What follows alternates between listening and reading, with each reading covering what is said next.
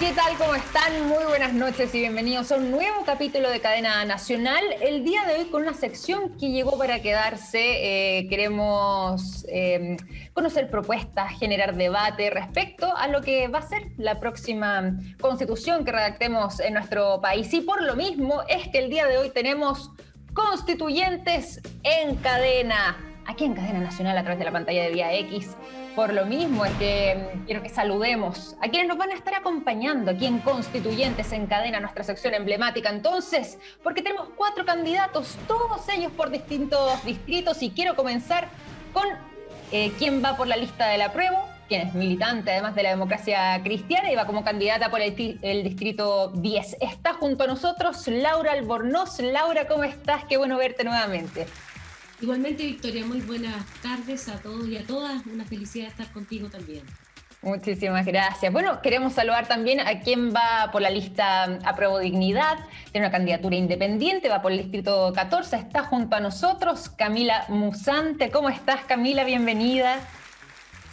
Muy bien, muchas gracias, Victoria, y un gusto de estar acá compartiendo este espacio, así que gracias por la invitación. Y gracias a ti también por aceptar esa invitación para que podamos debatir, y por lo mismo quiero saludar también a nuestra próxima invitada. Ella va por la lista Independientes con Chile, es candidata independiente, y por lo mismo es que queremos saludar a quien va, además, por el distrito 11, Mariana Elwin. ¿Cómo estás? Buenas noches. Muy bien, gracias, y encantada de estar aquí con los otros panelistas y contigo. Muchísimas gracias. Y saludamos además a quien también va por la lista Independientes con Chile, por el distrito 11. Saludamos a Clemente Pérez, que se suma a este debate. ¿Cómo estás, Clemente? Bienvenido. Hola, Victoria, buenas noches. Muy contento, muy bien acompañado, así que muchas gracias por la invitación. Bueno, acá la idea es que hagamos uso de este espacio que tenemos en Cadena Nacional, que es nuestro living ciudadano, y por lo mismo vamos a estar revisando distintas temáticas que pueden ser parte de la nueva Constitución y que además también tienen muy pendientes a la ciudadanía, pero hay un contexto previo que es lo que hace que estemos en esta instancia viendo qué es lo que va a pasar con la nueva Constitución para Chile, y que da cuenta de lo que ocurre en el año 2019, ahí por el mes de octubre. Por lo mismo, y para romper el hielo, yo le voy a preguntar a Clemente Pérez si es que sostiene lo mismo. Vamos a revisar unas imágenes y las comentamos a la vuelta. Cabros, esto no prendió, no son más choros, no se han ganado el apoyo de la población, ni siquiera en Twitter, donde se supone que este tipo de movimientos tienen más apoyo, realmente hay tanto apoyo. En verdad, la gente está en otra, la gente, el chileno es bastante más civilizado, y yo lo único que he visto es un gran rechazo a este tipo de actitudes. Yo me pregunto, Clemente Pérez, ¿prendió o no prendió todo esto? Bueno, claramente prendió. Me han hecho bullying todo el año con esa frase. Pero dos cosas. Uno obviamente me equivoqué en el pronóstico, eso siempre lo he reconocido como un error. Y me he reído también de mi error de pronóstico hasta con mis hijas, que lo publicaron. Pero lo otro es que me opuse en ese momento y me sigo oponiendo a que se hayan saltado por arriba los torniquetes del metro. Hubo mucha violencia contra guardias del metro, guardias hombres y mujeres heridos por la violencia de saltarse los torniquetes, y después, ¿para qué decir? Le prendieron fuego a estaciones completas, trenes de metro. Yo a eso me sigo oponiendo, y me parece que el proceso que estamos viviendo ahora es más bien fruto de un proceso pacífico, de manifestaciones, que yo por lo menos creo que es positivo. Yo voté apruebo, pero no a la violencia que vino esos días y que yo no vi venir, claramente, pero a la cual me sigo oponiendo. En términos generales, Camila Musante, ¿estás de acuerdo con lo que señala Clemente? Esta segunda parte, donde estamos ya a puertas entonces de la elección de los constituyentes, ¿ha sido manifestaciones pacíficas las que han llevado esto, como señala Clemente, o cómo lees tú el proceso? Bueno, yo primero quiero decir que definitivamente la frase de Clemente, más allá del bullying que le hayan hecho, fue una frase que quedó para la historia. Definitivamente no hay lugar a duda respecto de eso.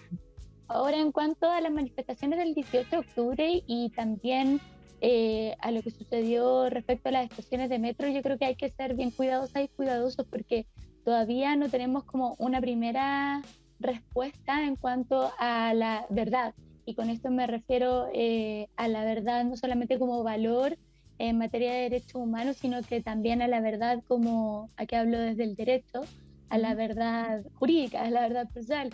Todavía no encontramos responsables en muchos casos en que hubieron incendios, en que hubieron protestas que no fueron de forma lo más pacífico. Ahora igual daría la distinción entre la protesta y los actos de violencia que vimos, pero también por otro lado tampoco hay verdad de la otra violencia que hubo, que provino de agentes del Estado y que hasta el día de hoy estamos en la incertidumbre. Entonces, como creo que no podemos hacer un diagnóstico de apuntar con el dedo a culpables, porque todavía estamos en un proceso judicial, en un proceso institucional de saber qué fue lo que realmente sucedió, quiénes fueron los responsables o las responsables de los traumas oculares. Ya se han ido identificando algunas cosas, pero todavía no tenemos como una verdad absoluta y completa. Entonces creo que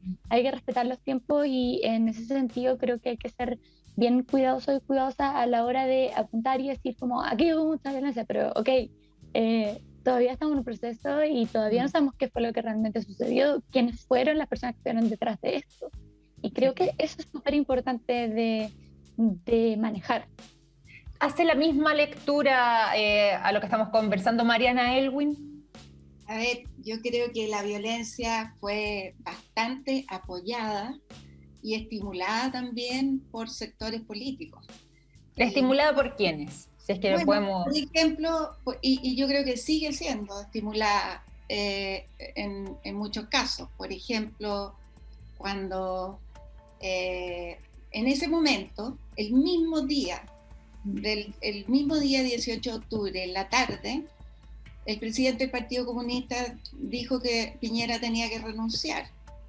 Y las manifestaciones fueron cada vez más violentas. Y es verdad que no se sabe la verdad completa, pero es evidente que una explosión al mismo tiempo de tantas estaciones de metro no fue un acto espontáneo.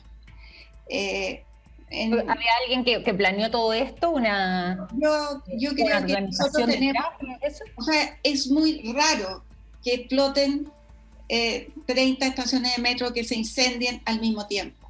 Es muy raro. Yo no tengo evidencia y tampoco, y lo que encuentro lamentable es que este país no tenga un sistema de inteligencia y que hasta el momento no se pueda aclarar. Es cierto también que ha habido víctimas de violencia excesiva de las fuerzas de orden, pero equilibrar, o sea, decir, mira, esta es peor que esta otra, o sea, yo creo que toda violencia es rechazable. ¿Por qué? No, yo ahí discrepo. Porque la democracia, porque la democracia es incompatible con la violencia. Entonces, ni violencia del Estado, ni violencia de grupos que tienen un espíritu de revuelta y que a través de la violencia han querido votar al gobierno. Yo no soy partidaria de este gobierno, no obstante, creo que lo peor que le podría pasar a Chile, y que eso pasa en otras democracias latinoamericanas, y que de alguna manera nuestra democracia dio el ancho esos días, y tuvo esta salida institucional, eso habla bien de la democracia chilena. Pero no puede ser que este espíritu de revuelta se siga manteniendo. Por ejemplo, cuando el mismo presidente del Partido Comunista dice que a la sede de la Convención Constitucional va a haber que rodearla para presionar y para que salga lo que ellos quieren. Esos son actos de violencia, también. Camila dice que ella discrepa, pero igual, antes de darte la palabra a Camila, quiero conocer también la opinión y la impresión de Laura Albornoz respecto a esta materia, lo que estamos conversando y particularmente también de lo que fue el periodo del llamado estallido social. Yo creo que posiblemente lo que le pasó a Clemente nos hubiera pasado a muchos de nosotros, nosotras, independiente de la broma o que haya quedado para la historia. Muchos no pudimos prever lo que se venía ni siquiera los propios ciudadanos que posteriormente participaron en la manifestación, lo que se venía el estallido social. Yo no creo que aquí pueda salir alguien que diga, sí, esto lo vimos venir, y muchos de nosotros tenemos trabajo en el ámbito social, en la sociedad civil y en la academia. La verdad que era imprevisible y eso fue un error de cálculo grave desde quien trabaja en política, ya sea militante de partido político o sea político de otra forma.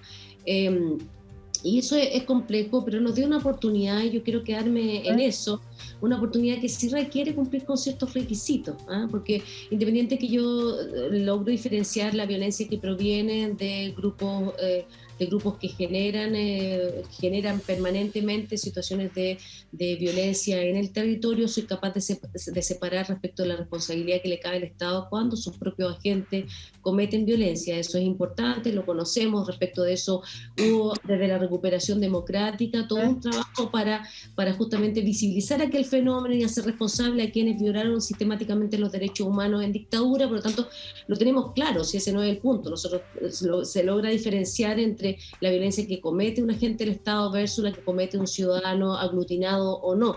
Ahora me pongo más que nada en el punto de vista de la oportunidad que esto genera, y la oportunidad que nos da a todos los chilenos y chilenas de volver a encontrarnos en una convención constitucional y tener la posibilidad de restablecer las reglas del juego. A mí me parece que eso es lo positivo. Se ha visto algo aplacado efectivamente por la pandemia y complejizado por el dolor de todos los chilenos y chilenas que hoy día han perdido sus trabajos, han estado enfermos, están sobreexigidos económicamente al punto del quiebre, con un gobierno francamente inoperante en esta materia, que ha sido no solamente incapaz de prever, teniendo el antecedente de lo que ha pasado en otros continentes, sino que además ha sido muy errático en su actuar, pero igualmente mira, la última encuesta que se hizo hace unas 2 semanas atrás respecto de las percepciones del proceso constituyente en la ciudadanía, hablan de que los dos sentimientos más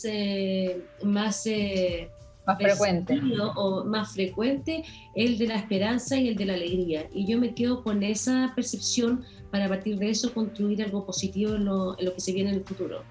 Yo sé que Camila quería puntualizar algo, pero voy a hacer un enunciado respecto al primer tema que quiero conversar también sobre este proceso y que también involucra a la Constitución y particularmente al Tribunal Constitucional, que tiene relación con el tercer retiro. Camila, no sé si quieres finalizar la idea que vas a... Sí, porque voy a terminar siendo disidente, parece que soy disidente en este espacio. Por primer lugar, en lo que mencionaba Mariana, como equiparar las violencias, yo creo que si estamos precisamente en un debate constitucional, tenemos que plantearnos cuál es el bien jurídico que prima en torno a si vamos a equiparar una violencia hacia la propiedad o una vulneración de derechos hacia la propiedad privada o pública, o con la violencia hacia la integridad física y psíquica de las personas, incluso la vida, porque hay que recordar que durante el estallido social personas perdieron la vida por agentes del Estado. Y respecto a lo que mencionaba Laura, yo creo que esto sí se previó. De hecho, voy a decir nombre y apellido, la persona que lo dijo en televisión en el año 2013, Fernando Atria, dijo que iba a suceder algo así, y también quienes participamos de los movimientos estudiantiles. A mí me tocó, yo tengo 31 años, me tocó el mochilazo del 2003, el del movimiento de los pingüinos del 2006 y también el de los universitarios del 2011, así que creo que sí se pudo prever, solo que quizás quienes estaban en cargos políticos, ejerciendo cargos políticos, había una desconexión con lo que estaba sucediendo de las desigualdades en nuestro país, así que en esa materia creo que era previsible. Bueno, la idea acá también es conversar, generar ese debate y que bueno que estén estos puntos de vista expuestos también acá en el programa, y como les decía, vamos a pasar quizás al primer tema que me gustaría que debatiéramos y que dice relación con el llamado tercer retiro del 10%. Tenemos declaraciones de quien asumió recientemente como ministro del Trabajo. Acá están parte de los dichos del ministro Melero. El gobierno tiene el deber de que la iniciativa de ley se ajuste a la normativa constitucional. Y los parlamentarios saben que no tienen iniciativa para llevar adelante esto. Ellos saben. Además hay un consenso muy grande, que es una paradoja. Todos los sectores políticos dicen que un tercer retiro es la peor política pública. Entonces yo invito a los autores de esto a los que fueron mis colegas, a las fuerzas políticas, a reflexionar también que no es conveniente que sigamos echando mano, ¿no?, a los fondos previsionales para solucionar una urgencia social. Más allá del tercer retiro en sí mismo, la pregunta que yo le hago a todos ustedes es, ¿esto es un debate legislativo o es un debate constitucional? ¿Debiese esto estar incorporado también en la nueva Carta Magna? No el tema del retiro per se, sino que toda esta discusión que estamos sosteniendo, sí, sobre todo además cuando ya se ha anunciado por parte del gobierno de que existe la posibilidad de que lleven esto, en caso de aprobarse, al Tribunal Constitucional que entendemos por este mismo proceso, lo más probable es que ya está de retirada. Abro la palabra y voy a hacer el círculo a la inversa. Voy a comenzar contigo, Laura, respecto a lo que veíamos diciendo. Sí, dos cosas. Una, primero, yo no sé si Chile hay iluminados o no, pero lo que pasó claramente es que aunque alguien lo haya hablado en un canal de televisión, lamento no haberlo visto, aunque lo tengo compañero de oficina en la Facultad de Derecho de la Universidad de Chile, yo no creo que haya iluminados en Chile.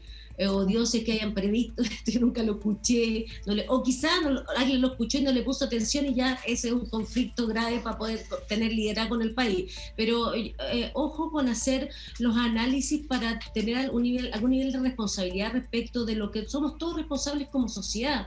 Todo lo que ha pasado en Chile, de lo que pudimos o no pudimos hacer. Bueno, uno de los temas que efectivamente yo creo que Chile le ha quitado, le ha dado la espalda de manera permanente. Se han hecho intentos, se hicieron intentos. A mí me tocó, siendo ministra de la Mujer del primer gobierno de Michelle Bachelet, firmar la reforma al sistema de pensiones que creó un pilar solidario, básico solidario, y que también permitió entregar la pensión a la dueña de casa, y en aquel entonces se hicieron algunas modificaciones estructurales al sistema de capitalización individual, pero eso no ha sido suficiente, y frente a una crisis económica tenemos lo que está pasando. El señor Melero, que además es un digno representante de la dictadura, que además es sacado de un puesto que fue elegido para, eso lo conversaremos después, me imagino. Claro, fue electo por la ciudadanía.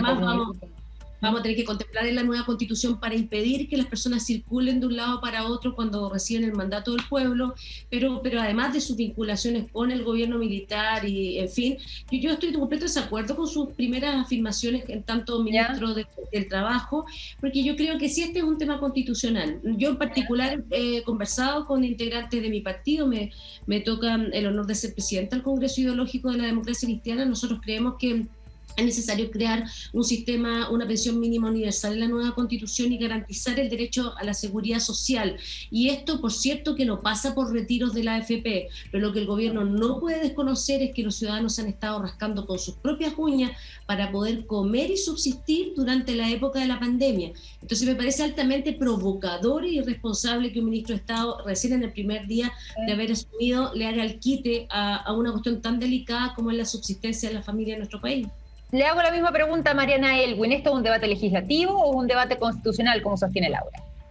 A ver, yo creo que uno de los antecedentes de esta crisis social y política es el deterioro de la institucionalidad democrática.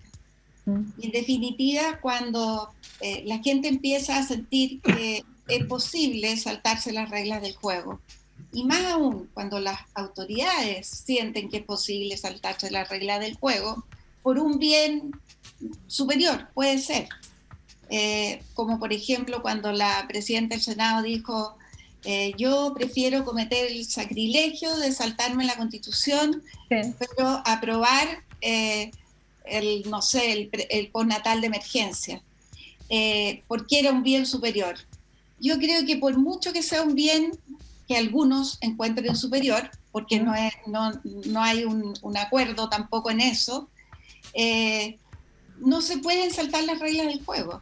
Y aquí el gobierno envió al Tribunal Constitucional, y el Tribunal Constitucional declaró inconstitucional los retiros del 10%. Eso es otro cuento que el gobierno pueda poner más plata sobre la mesa y no la haya puesto. A lo mejor también el gobierno... Yo no quiero defender al gobierno, pero el gobierno también tiene que pensar que esta pandemia puede durar mucho tiempo más. Bueno, entonces, pero ahí hay un tema interesante que también lo está señalando Mariana, que tiene que ver con el Tribunal Constitucional y cómo está dirimiendo, y entendiendo también que, y esto acá dicho por la propia María Luisa Abraham en una entrevista, con un diario, el de La Tercera, hace un tiempo atrás, que muchas veces el Tribunal Constitucional opera como una tercera cámara, y ya que estamos en este debate, quisiera ahí también conocer la impresión de Clemente Pérez. ¿Tiene que seguir el Tribunal Constitucional dirimiendo sobre este tipo de temas de esta manera? Mira, el rol del Tribunal Constitucional es aplicar la Constitución, y me parece a mí que esto de los retiros ya han sido declarados inconstitucionales. Pero más allá de eso, porque esta no es una discusión solo jurídica, yo recojo todo lo que dice Mariana, son importantes las normas, son importantes los procedimientos. O sea, esto pero sería parte de un debate constitucional y no legislativo. O sea, constitucionalmente me parece que de hecho ya está zanjado y es inconstitucional, ¿no es cierto? Pese a todo el ruido que está generando el Tribunal Constitucional de peleas entre los ministros, que es toda una cosa que está erosionando la dignidad y la calidad de la actuación del Tribunal Constitucional. Pero más allá de eso, que pienso yo que ya está zanjado y que es inconstitucional, creo que hay un problema en estar siempre echándole la culpa al Tribunal Constitucional como que fuera mi papá no me deja. Vamos a hablar de tal política pública, ¿no? Es que, perdona, mi papá no me deja, que es la Constitución. ¿Por qué no decimos, si nos parece de fondo, te digo, sin restarle mérito a la discusión constitucional que me parece que ya está zanjada, ¿por qué no discutimos el fondo de la propuesta? A mí me parece que el fondo de la propuesta no es la mejor solución, porque ya sabemos que hoy día la gente con menores recursos que tenía sus ahorros en sus propias cuentas individuales ya la retiró. Entonces hoy día como solución es obligar a la gente a rascarse con sus propias uñas, como se ha dicho, y además es regresivo como medida, porque estamos jugando contra los ahorros futuros. Entonces, yo pienso que aquí hay que discutir el fondo de las propuestas, y creo que se requieren medidas del Estado que apoyen a la gente en este periodo difícil y crítico, y no estar obligando a la gente a rascarse, como digo, con sus propias uñas. Y por último, pienso que sí se requiere ponernos de acuerdo en una reforma de pensiones. Y hay algunos temas que sí tienen que ver con la Constitución. Porque, por ejemplo, si yo quiero obligar a las AFPs a licitar las carteras, no solamente para los nuevos entrantes, sino incluso para los contratos vigentes, que es una idea que sería bastante interesante, porque las licitaciones de cartera han permitido bajar mucho los costos de administración de la mantención de las cuentas individuales. Entonces ellos las AFP podrían decir, no, pero es que usted me está afectando el derecho de propiedad porque yo ya tengo un contrato con esos ahorrantes. Entonces, la Constitución, incluso con el Tribunal Constitucional, ha logrado implementar ciertas limitaciones al derecho de propiedad positivas en virtud de la función social del dominio, como la evaluación ambiental, como los impactos viales, y podría ser perfectamente, por ejemplo, para terminar ahora, perdona que me alargué, la licitación de carteras de ahorros vigentes, por ejemplo. Entonces hay cosas que la Constitución sí es importante que faculte al legislador y a la administración pública. Yo veo aquí a Camila que, mala impresión, no está de acuerdo con lo que comenta Clemente. Camila Musante, por favor, tu opinión respecto a esto, y si es que esto es parte entonces de un debate legislativo o constitucional. Quiero conocer tu respuesta, Camila Musante. Un segundito, por favor, pero tenemos que hacer una pequeña pausa aquí en Cadena Nacional. Nos separamos brevemente y ya regresamos con la respuesta de Camila y este panel constitucional, este debate que estamos haciendo en nuestro programa. Ya estamos de regreso acá en Cadena Nacional. En Constituyentes se encadena nuestra sección de los días jueves, donde conversamos con distintos candidatos a la constituyente, sus impresiones, y ante todo generamos debate y dejamos pendiente una respuesta de Camila Musante respecto a Camila, el tercer retiro, pero sobre todo si es que esto es parte de un debate que debiese ser constitucional o legislativo. Tu visión. Sí, bueno, a propósito igual de las respuestas que dieron Mariana anteriormente y Clemente, bueno, creo que Clemente en algún punto de su respuesta empezó a apuntar más a políticas públicas de dar solución al tema del tercer retiro, cuando en realidad la discusión es, ¿esto es materia legislativa o es materia constitucional? Para mí eminentemente es materia constitucional. ¿Por qué? Porque esto, como bien decía Mariana, y ahí creo que dio en el clavo, son las normas, y precisamente estamos en este proceso constituyente porque las normas que tenemos en la actual Constitución no nos han podido permitir transitar desde el Estado subsidiario que tenemos actualmente a un Estado social de derecho, que tenga un rol activo en garantizar derechos tan esenciales como, por ejemplo, las pensiones, como, por ejemplo, la salud, la educación y otros. Pero ahora, ya que estamos hablando en tema de pensiones, no hay un rol activo del Estado, y eso es por una definición básica y valórica que está actualmente en nuestra Constitución. Eso son nuestras propias normas constitucionales las que nos impiden generar los cambios. Y respecto al Tribunal Constitucional, sí, y su rol. Estoy de acuerdo con su rol. El Tribunal Constitucional tiene que interpretar las normas constitucionales. Ese no es el problema. El problema es cómo funciona el Tribunal Constitucional. ¿Funciona como tercera cámara, Camila? ¿Crees? Funciona como tercera cámara, y yo iría más allá. Yo diría que el Tribunal Constitucional funciona de forma antidemocrática y contra mayoría. Porque precisamente es donde van a morir todas las iniciativas transformadoras y de cambios. Sí, no ha sido la primera vez por lo demás. Laura.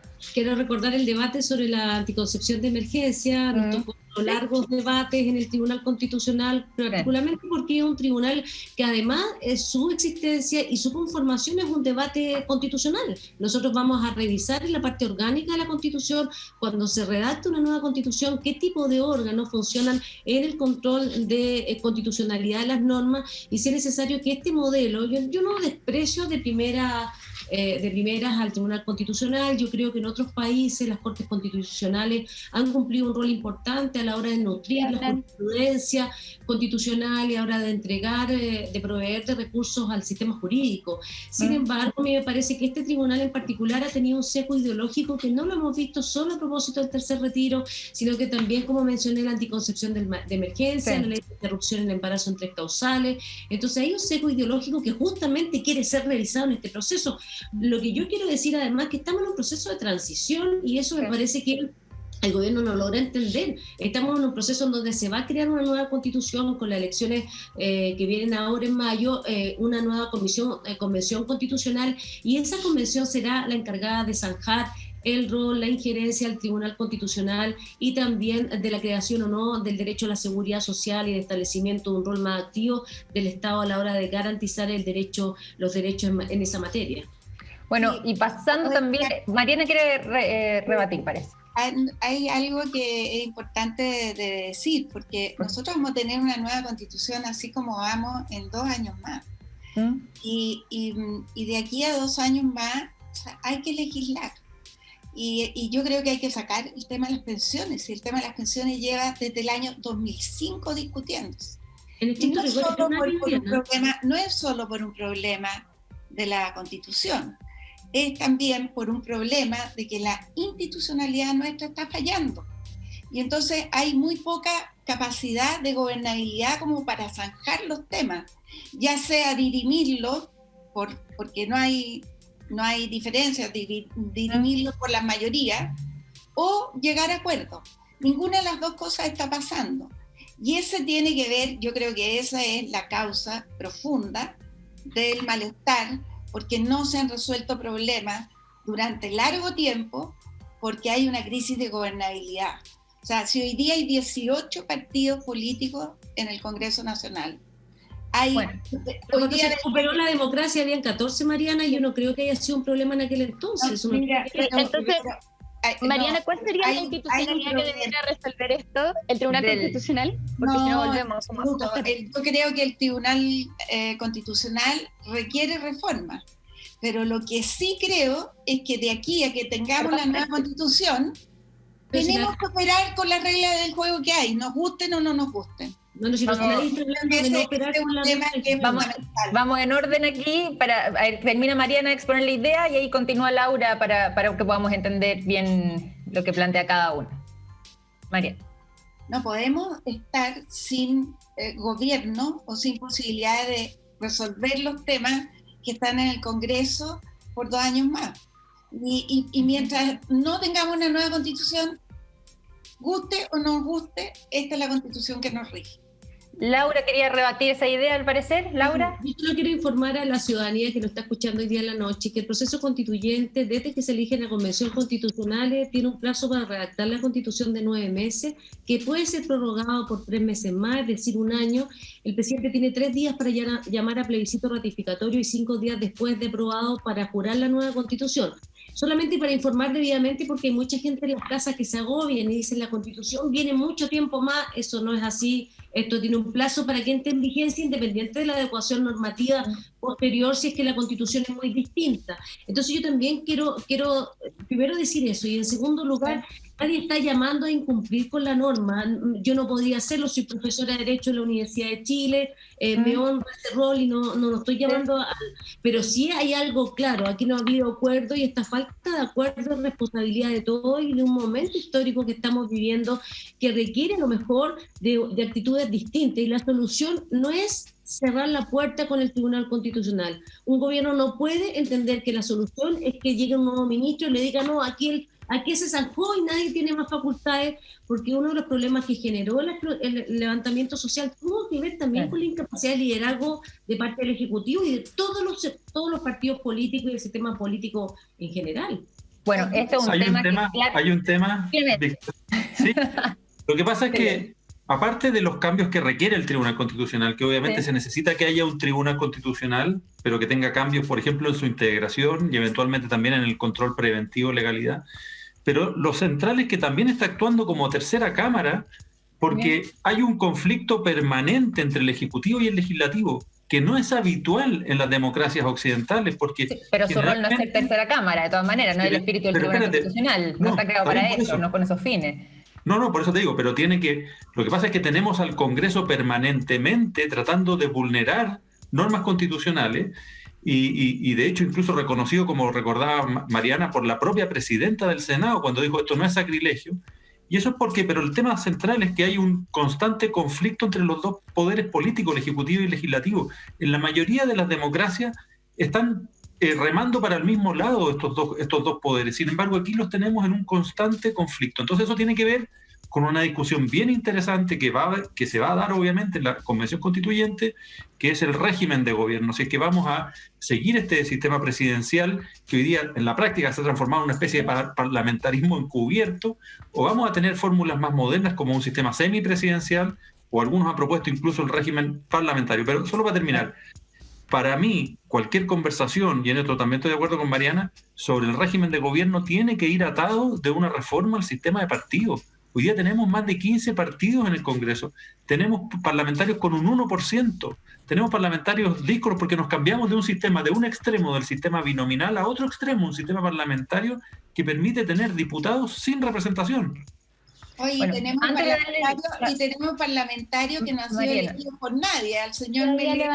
Bueno, yo quiero eso. Yo reemplaza a un señor Lavé que nadie lo ha elegido. Bueno, voy a tener que interrumpirlos un segundo. Quiero conocer las impresiones de Camila Musante, que la tenemos ahí para que nos dé también su opinión respecto a otro tema para que avancemos también en este debate, y que es el siguiente: educación, y particularmente la manera en la que debe estar incorporado el concepto de educación en la nueva Constitución, porque actualmente, y ahí presentamos nuestro nuevo tema, educación. Entonces, actualmente la Constitución contempla lo siguiente, dice así textual: los padres tienen el derecho preferente y el deber de educar a sus hijos. Corresponderá al Estado financiar un sistema gratuito a partir del nivel medio menor, básica y media. ¿Es deber del Estado o es deber de los padres educar? Te lo pregunto directamente, Camila Musante. Sí, me gustaría solamente sumar dos cosas. Uno, Clemente habló de la mayoría de las democracias. La mayoría de las democracias no existen fueros antidemocráticos, sino que funcionan la mitad más uno. Y a propósito de la ley orgánica de partidos, es ley orgánica, por ende tiene que modificarse a partir de los 2/3. Si existe esta pugna entre los poderes del Estado, es precisamente porque las normas, como decía Mariana, son las que nos dictan la pauta de tener un sistema hiperpresidencialista. Ahora, en relación a la educación, claramente... Aclarado ese punto en educación, Camila, sí. ¿Cómo debe estar incorporado el concepto en la nueva Constitución? A mí me parece que actualmente claramente lo que hay resguardado es la libertad de enseñanza, solamente, y como sucede en todos los derechos sociales básicos, el elegir entre un sistema u otro y que el Estado no tenga ninguna injerencia, lo encuentro bastante complejo, porque finalmente es un reflejo de un Estado que no se preocupa de el asegurar, el garantizar el acceso a derechos básicos que permiten mínimos constitucionales. Cuando hablamos de dignidad, y aquí, bueno, Laura igual como profesora en materia de derecho, entenderá que cuando hablamos de dignidad no es como solamente una consigna, sino que se refiere a los mínimos constitucionales, jurídicamente hablando. Mariana, como ex ministra de Educación, tu visión también de cómo debe estar incorporado este concepto, el concepto de educación en la nueva Carta Magna. A ver, yo creo que nosotros no podemos hablar del sistema educacional como si tuviéramos la LOCE y como si no hubiera pasado nada en estos últimos años. Por de pronto, con esta constitución, bien o mal, pero hoy día no tenemos, en el sistema escolar, tenemos una ley general nueva completamente, tenemos una ley de inclusión que es sin lucro, sin copago, sin selección, y tenemos un Estado que financia un sistema mixto, y financia completamente ese sistema mixto, porque se acabó el gratuito en el sistema escolar, se acabó el copago, faltan unos años todavía para lograr acabarlo entero, pero tenemos un sistema mixto financiado por el Estado. Ahora, tenemos 16 leyes que regulan el sistema educacional. Hay superintendencia, hay agencia de calidad, o sea, hay una institucionalidad que antes no existía. ¿Y eso se debe preservar en la nueva Constitución, Mariana, o hay que transformarlo? Porque hay una crisis también, yo sinceramente creo que lo que nosotros tenemos que hacer es, en la Constitución, establecer principios básicos que cualquiera sea el proveedor tenga que garantizar. Por una parte, el interés superior de los niños, sea el Estado o sea el privado. En alguna etapa será más el privado, en otras etapas será más el Estado. Estamos pensando en 40 años más, podría ser perfectamente que la educación pública, que hoy tiene más recursos, pueda dar un salto, y ojalá lo dé. Ahora, sí creo que hay que preservar pluralismo, el resguardo también, el Estado tiene que garantizar una educación de calidad. Hay que buscar que todos se comprometan con la inclusión y también no podemos pasar por encima de la responsabilidad y la libertad de los padres respecto a la educación de sus hijos. Y eso Veo se puede discutir cómo, pero yo creo que Estado y familia son responsables de la educación de sus hijos. Veo que esta respuesta ha generado reacciones. Voy a darle la palabra inmediatamente a Clemente Pérez sobre lo que estamos acá discutiendo respecto al tema de educación y la nueva Constitución. Sí, en materia de educación me pasa lo mismo que con los otros derechos sociales, donde creo que hay que hacer un esfuerzo por garantizar ciertas calidades mínimas, ¿no es cierto? Y después dar señales fuertes al Estado, a la administración pública, de qué es lo que queremos lograr. Establecer objetivos programáticos que tienen que ver obviamente con la calidad y con los principios que señalaba Mariana, que los comparto. Y me parece que lo central es que las asignaciones de recursos entonces se realicen año a año a través de la ley de presupuesto, que es el procedimiento democrático en que las democracias asignan recursos. No creo en el gobierno de los jueces, no creo que por la vía de la Constitución mejoremos automáticamente la calidad de la educación en Chile.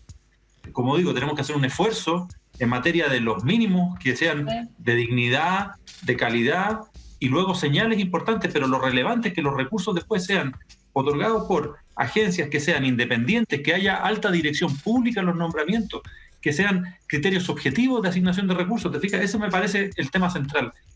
Demasiado ha estado la discusión sobre si es pública o privada. Así como la gente que votó rechazo y la gente de Chile Vamos, mira, voy a hacer una analogía. Respecto del agua, lo único que señala la Constitución actual es los derechos de propiedad sobre el agua y olvida todos los otros aspectos importantes del agua, que son el medio ambiente, el abastecimiento, el derecho humano. Me pasa lo mismo con materia de educación. Hay algunos que están solamente mirando si la educación tiene que ser privada o pública y dejan de lado los aspectos relevantes que tienen que ver con ciertos estándares, con la calidad, con la elegibilidad, en fin.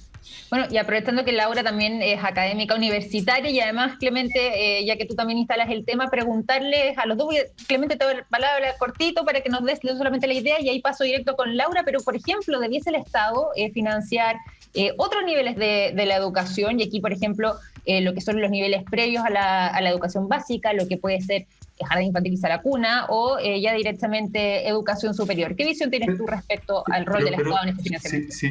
Si me toca a mí, es un muy buen ejemplo. Porque tú esbozaste eso, por eso te lo pregunto. Claro, porque si yo pongo en la Constitución que garantizo estudios de doctorado para todo el que quiera, bueno, es muy probable que eso signifique dejar de lado muchos otros aspectos. Entonces, a lo mejor eso es algo que no podemos garantizar hoy día en la Constitución, desgraciadamente.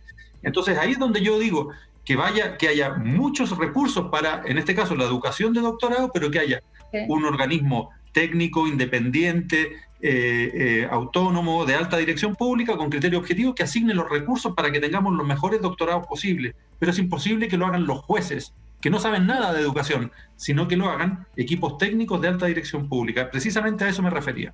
Y respecto a educación, y como ampliamos esto también, y hay que preguntar sobre, por ejemplo, el financiamiento de educación superior, o incluso a lo que tiene que ver con la educación prebásica. Laura Albornoz, tu visión, y cómo debe estar contemplado el concepto de educación en la nueva Constitución. Mira, Victoria, yo creo que la educación debe ser pública, en la que se garantice, a lo menos en la Constitución, de ser pública, gratuita y de calidad.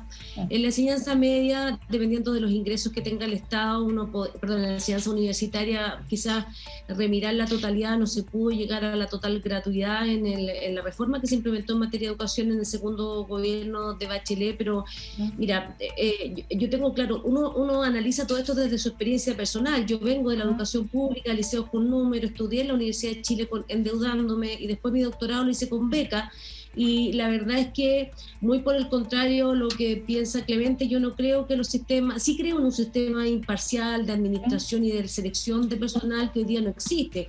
Hoy día existe un sistema de alta dirección pública que no cumple el rol, donde todo se define igualmente por pitutos, contactos, hasta los nombramientos de los directorios de las empresas públicas, todos los cargos. Hoy día mismo está por decidirse el reemplazo, uno por alta dirección pública, está en manos del presidente de turno.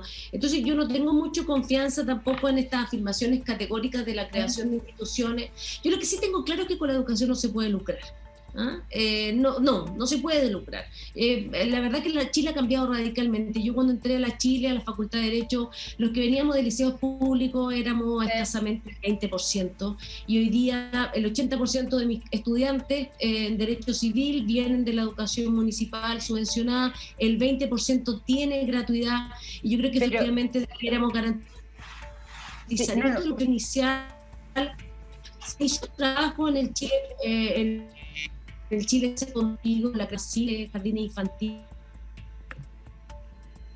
Bueno, ahí mientras retomamos el contacto con Laura, y ya que además también habíamos dejado pendiente la palabra de Camila, aprovecho de preguntarle respecto al tema que mencionaba recién Laura, el tema del lucro en la educación, y si es un tema constitucional, ¿cómo dice estar abordado, Camila? ¿Tu visión de eso?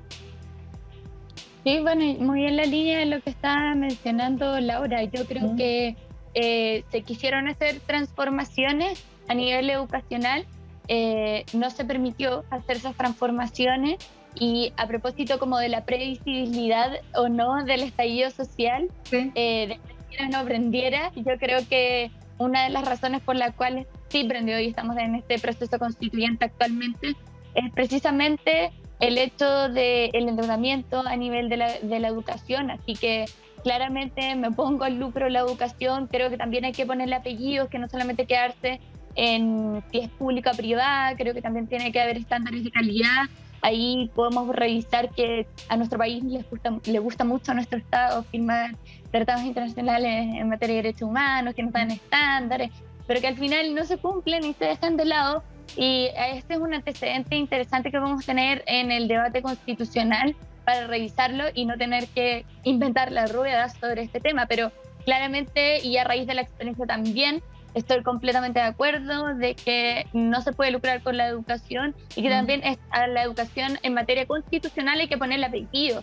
No solamente que tenga ciertos estándares de calidad, sino que también sea no sexista. porque hoy vemos muchos casos de violencia de género en los distintos ámbitos, entonces creo que es importante que la educación pública sea no sexista, que sea sexual también, porque a propósito de estos dibujos que salieron hace un tiempo, que eran como del año 50, eso no colabora ni ayuda con la educación en términos de la sexualidad y en términos de transparentar biológicamente cuáles son los aparatos reproductivos, como no tiene que haber una censura en esto.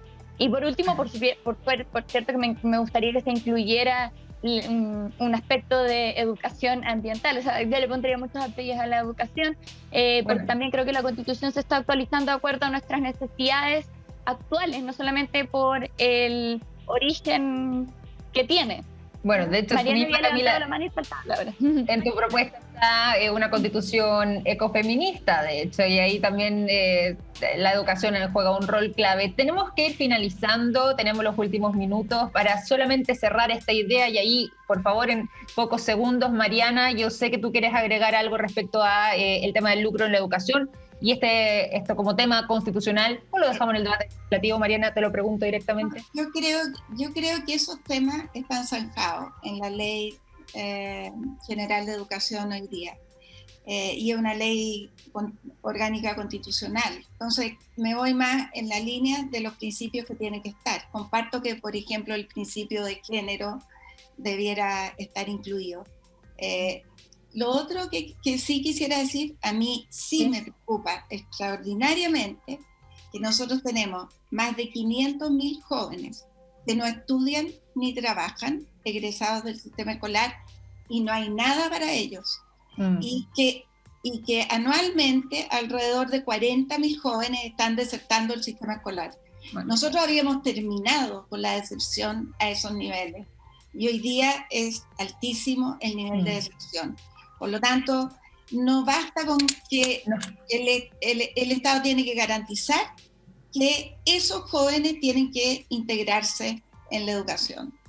Bueno, yo aprovecho de comentarles, ya que nos van quedando también los últimos minutos de programa, que en esta sección hemos instaurado un cronómetro que tiene nuestro señor director y que lo hace cumplir, así que cada uno de ustedes va a tener exactamente 30 segundos para hablar y hablarle también, si quieren, directamente, no solamente a la gente de subdistrito, sino que a todos los chilenos respecto a lo que va a ser la próxima elección sobre constituyentes y el debate en torno a la nueva Carta Magna. Voy a comenzar directamente con Clemente Pérez, que lo habíamos dejado ahí para que esboce entonces esta idea. Reflexión final, 30 segundos a contar de ahora. Yo creo que el gran desafío es que la nueva Constitución, que no va a ser una varita mágica, pero sí le cambie en algo la calidad de vida a la gente.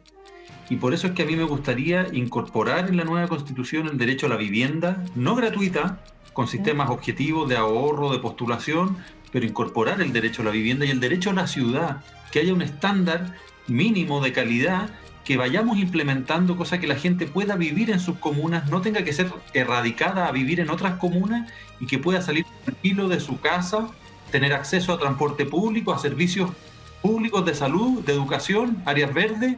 Creo que eso sí le cambiaría la vida a la gente, y ese es un gran desafío que ojalá podamos lograr en la nueva Constitución.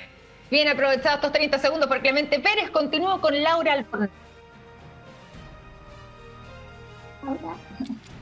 Estoy con la red muy mala, pero solo quiero decir que yo comparto que la nueva Constitución no es un árbol de Pascua al que uno le pueda colgar múltiples adornos. Yo siempre he hablado de 5 derechos sociales y me da la impresión de que el tema de seguridad social, la pensión mínima universal, un sistema único de salud con prestaciones garantizadas para todos los chilenos, el tema de la educación gratuita, pública y de calidad, junto con el tema del derecho a la vivienda. Yo creo que apunta bien ahí Clemente. Me gusta el modelo español, la Constitución española y el artículo 47, que también regula la especulación del uso del suelo para evitar que se compren los paños y las personas no puedan acceder a su vivienda. Pero sí, yo creo un derecho a la vivienda como derecho humano, está contenido en numerosos tratados, y solo quiero enviarle un saludo a las personas del Distrito 10, seguirse informando e intercambiando opiniones respecto de lo que tenemos que hacer, porque los que somos candidatos, o éramos, o no podemos decirlo, no sé, tenemos que estar escuchando todo este periodo. Se nos acaban los 30 segundos, pero bien aprovechado todos ahí los de Laura Albornoz. Le doy la palabra para que haga uso de ellos a Camila Musante. Muchas gracias. A mí me gustaría hacer referencia a un derecho que no se ha mencionado hasta aún, que es el consumo de agua potable como un derecho humano. Creo que en muchas zonas de nuestro país, el Distrito 14, bueno, ya lo hemos visto en la zona de Petorca, Quintero Puchuncaví y así muchas otras, están convirtiendo en zonas de sacrificio y tenemos muchos problemas socioambientales. No puede haber justicia social sin justicia ambiental. Así que creo que este es un derecho que tiene que estar no solamente consagrado, sino que también tutelado en la nueva Constitución y con una orgánica o una institucionalidad ad hoc para que el día de mañana las personas lo puedan hacer efectivo y no seamos sacrificados precisamente por este sistema neoliberal. Eso. Muy bien, los 30 segundos de Camila Musante y ahora entonces el turno de Mariana Elwin. Mariana. Bueno, mi mayor expectativa es que tengamos una constitución legítima que una a los chilenos. Y creo que garantizar derechos no basta, porque tenemos algunos derechos garantizados que no se cumplen, lo cual no significa que no crea que haya que establecer estos derechos. Pero lo más importante para que estos derechos se hagan realidad tiene que ver con que tengamos una institucionalidad democrática que funcione bien, que haga posible que haya leyes y que haya políticas públicas que se encaminen hacia ese país que todos soñamos. Eso. Excelente, entonces los 30 segundos también de Mariana Elwin. Les quiero agradecer a los 4 por haber estado en este debate constitucional. Lo que hacemos aquí como sección en Cadena Constituyentes en Cadena, así que un abrazo grande a los 4, que les vaya muy bien también y ya nos estaremos viendo en un nuevo debate más adelante. Cuídense. No, muchas gracias. Gracias. Muchas gracias. Y a todos ustedes que nos estuvieron acompañando en este capítulo de Cadena Nacional, agradecerles como siempre por su sintonía y recordarles que mañana estamos en este mismo horario, 9 de la noche en punto, estreno de Cadena Nacional con un nuevo capítulo, así que a mañana nos vemos, cuídense mucho, que estén muy bien, chao, chao.